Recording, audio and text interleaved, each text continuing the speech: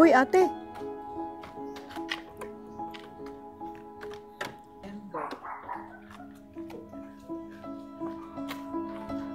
Ate? Miss? Miss? Ayan.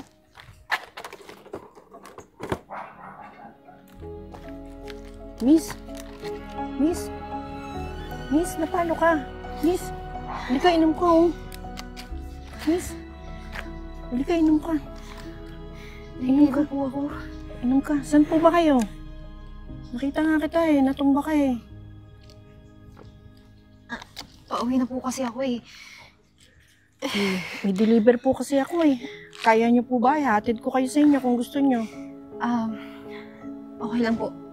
Kaya ko na po umuwi mag-isa. Sigurado po kayo? Halika, alalayan kita.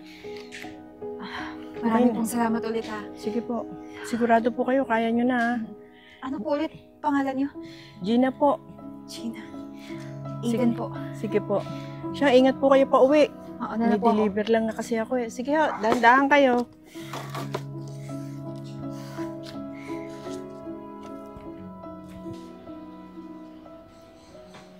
Lalamog delivery!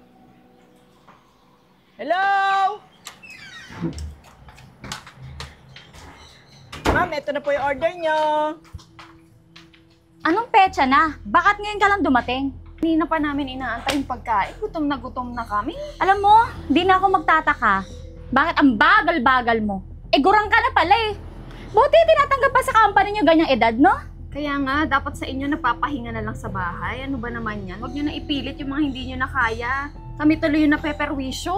Ma'am, kaya naman po. Kaya lang po, may nadaanan po akong miss na natumba doon sa damuhan. Tinulungan ko po. Eh, hihingi nga po sana ako sa inyo ng pasensya kasi yung kasama pong inumin drinks ditong promo ng pizza, napainom ko po dun sa miss na nag-collapse. Ano ba naman yan?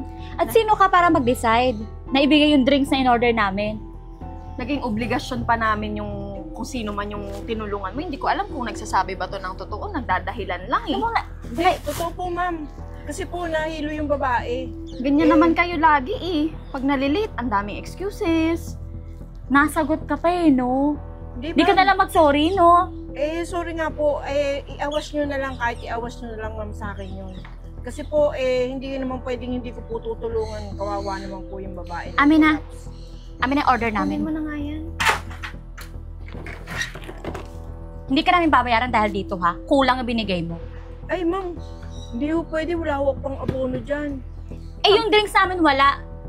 Anong panulak namin dito? Gusto mo ba kami mabulunan? Sige nga. Eh, i-deduct nyo na lang po ma'am sa ibabayad nyo. Kasi ma'am, eto lang po ma'am pinagkakabuhayan ko. Wala ko akong iaabono dyan sa 3 pizza na yan. Alam mo, ang tanda-tanda mo na. Ang hina pala ng kokote mo. Konti na nga lang kukunin ka na ni Lord eh. Alam mo, para magtanda ka, tatawagan namin yung kumpanya nyo. Irereklamo ka namin para hindi na din sila kumuha ng mga matatanda na mabagal kumilos. Ma'am, wag naman po. At saka hindi ko mabagal kumilos. Napataon lang po talaga ma'am. Emergency po yun. Nakikiusap po ako sa inyo ma'am. Hindi na namin problema yan. Alam mo, umalis ka na. Wala ka mapapala sa amin. Hindi kami magbabayad. Grabe naman ma'am. Wala akong pang abono dyan ma'am. Alis na! Ma'am! Sir, good morning po. Pinatawag niyo raw po ako. May nagreklamo na naman po sa inyo dito. Ano po bang nangyari? Sir, kasi po yung promo na drinks dun sa pizza, napainom ko po dun sa babaeng nag-collapse nung nakita ko sa daan. Yun po, nagkalit po sila kasi... Miss Gina, may karapatan po silang magalit sa ginawa nyo. Alam niyo naman na against sa policy ng kumpanya natin yan, di ba? Opo sir, kaya lang po, syempre, natakot po ako para dun sa babae, buhay po yun eh. Miss Gina, pasensya na rin po. Napag-utusan lang din ako ng boss ko. Nag-email sa akin ngayon. Tanggalin na daw po kita sa posisyon. Sorry po, mukhang ito na rin yung tamang panahon para makapagpahinga na rin muna kayo sa bahay. Sir, makikiusap pa po ako sa huling beses kasi wala po akong trabaho kung di ito lang, sir. Miss Gina, sumusunod lang din po ako sa boss ko. Baka mamaya, kung pagbibigyan kita, parehas pa tayong mawalan ng trabaho. Kaya mabuti pa, ayusin mo na yung mga gamit mo. Umalis na po kayo. Sige po, sir. Balot! Balot! Ale, pabili ng balot. Ay. Sige po, ma'am. Ay, Aling Gina? Opo. Ay, ba't niyo ako kilala, ma'am? Ma'am, pwede pa usog akong konti, umuulan lang. Sana po. Ako po yung tinulungan niyo, yung nahimatay po. Ay, kayo po ba yun, ma'am? Opo, Bili po kayo ng balot, ma'am. sige po. Kahit ubusin ko na po to. Talaga ba, ma'am? Opo, Ma'am, malaking tulong po yan. Makauwi ako ng maaga. Yan na lang po pinagkakakitaan ko, ma'am eh. huwag po kayong mag-alala. Malaki po yung utang na loob ko sa inyo, kaya ito po yung sukli sa pagtulong niyo sa akin. Nga pala, matagal ko na po kayong hinahanap. Di ba po nagde-deliver kayo? Nung time na pinainom ko sa inyo yung juice, ma'am, yun lang po ang naging dahilan kung ba't ako napatanggal. I-report po ako nung dalawang dinilipiran ko dahil wala po yung promo ng drinks sa painom ko sa inyo. Yun, ma'am, napatanggal po ako. Kaya, ma'am, yung konting nakuha ko doon, yan, balot na lang po. Kaya, ma'am, kung pinakyaw mo yan, ang laking tulong, ma'am, para makapaglinis uli ako ng balot mamaya. Teka lang po, sinabi niyo may nagreklamong customers? Opo, ma'am, yung dinilipiran kong dalawang babae. Tapos, ma'am, eto pa, yung pizza, ma'am, di nila binayadan. Kaya, yun, malaking iniawas po sa sweldo ko, ma'am. Dalawang babae na nagreklamo. Pwede niyo po bang ma-describe yung mga itsura nila? Ma'am, pareho po mahaba yung buhok at saka ang gaganda po nila. Pero, ma'am, ang papangit ng ugali, ma'am. Oo, ma'am.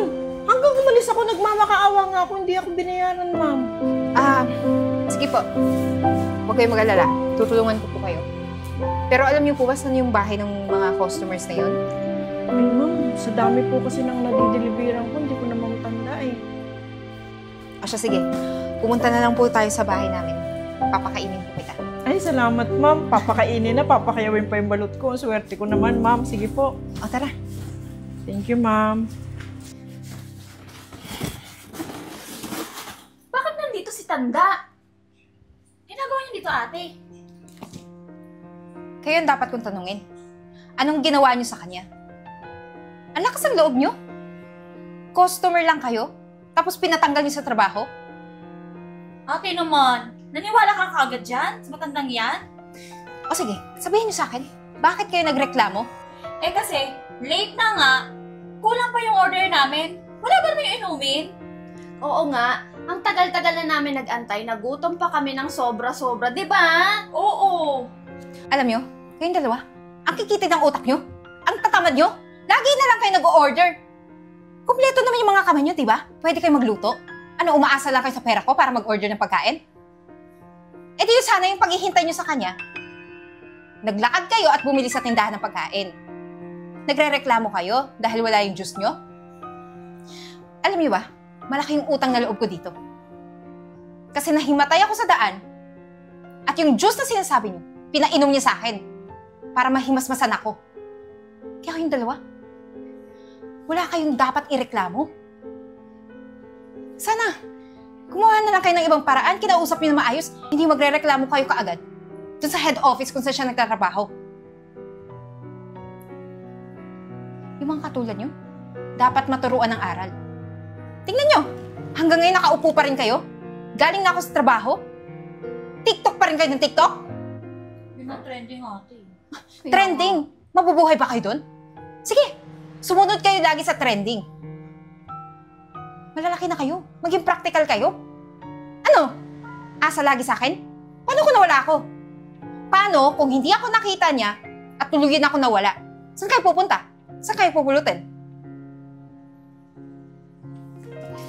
Kaya kayong dalawa, umalis na kayo sa bahay ko. Magkanya-kanya na tayo.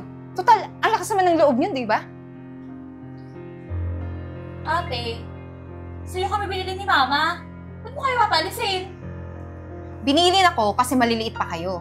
Ngayon, nasa husto na kayong edad, pwede na kayo magtrabaho. Paano yung mga pinangako mo kay mama na ikaw yung bahala sa amin lahat?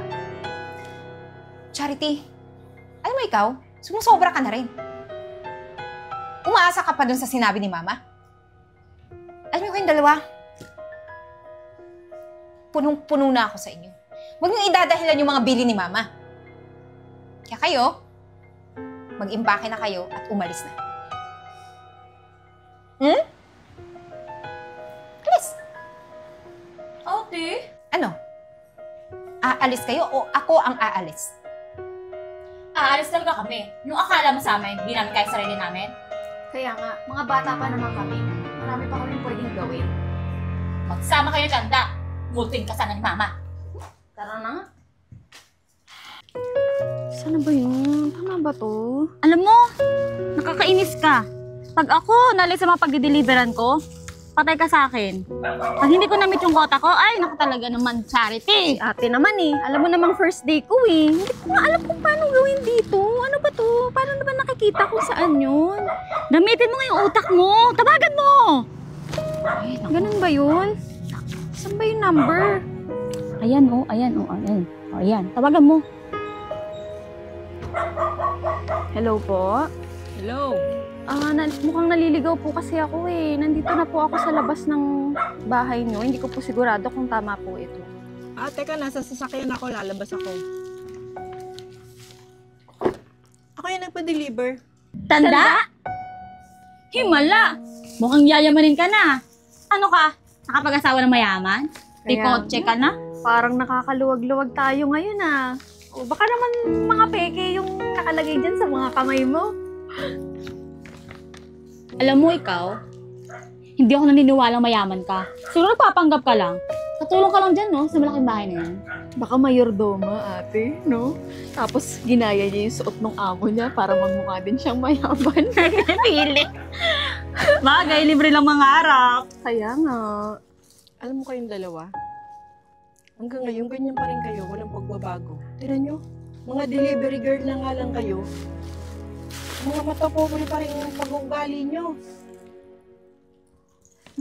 Bakit? Ba't kayo nagtataka kung ano man ang nabili ko? Nagsikap naman ako. Wala naman age limit ang mangarap, di ba? Pag tinulungan mo yung sarili mong mangarap, lahat gagawin mo, samahan ng sipag. Tsaka, wala namang problema kung matanda man ako na nangarap eh. Matanda rin naman ako na nagsumikap. Hindi kagaya nyo. Kaya kung ano man ang naabot ko, pinaghirapan ko yan lahat. At malaking bagay din na natulungan ako ng ate nyo. Dahil business partner ko na siya. Tatlo na yung negosyong inaasikaso namin. Kung kayo nagsikap, hindi sana ganyan lang ang katatayuan nyo ngayon. Tinan nyo. Bigay mo na ngayon ate. Ito na. Ito na yung order mo. Dami-dami mong sinasabi dyan. Baka mamaya, di ka pa makahinga, mamatay ka na maaga. Kaya nga. Bigyan mo kami ng tip ha. Ang kakapal talaga ng mukha nyo. Ito, Gcash ko kayo ha. Bibigyan ko kayo ng tag-1,000. Ha? Bumili kayo at palitan nyo yung ugali nyo. Bumili kayo ng ugaling bago. Ano? O sige, ito ha. Doon sa number na tinawag mo kanina, doon na lang ako mag-Gcash. O sige na, alis na. Ano pa inaantay nyo? May tip na nga eh. Halika naman. Matandang sinasabi ng matanda. Ano ka? Nakakainis.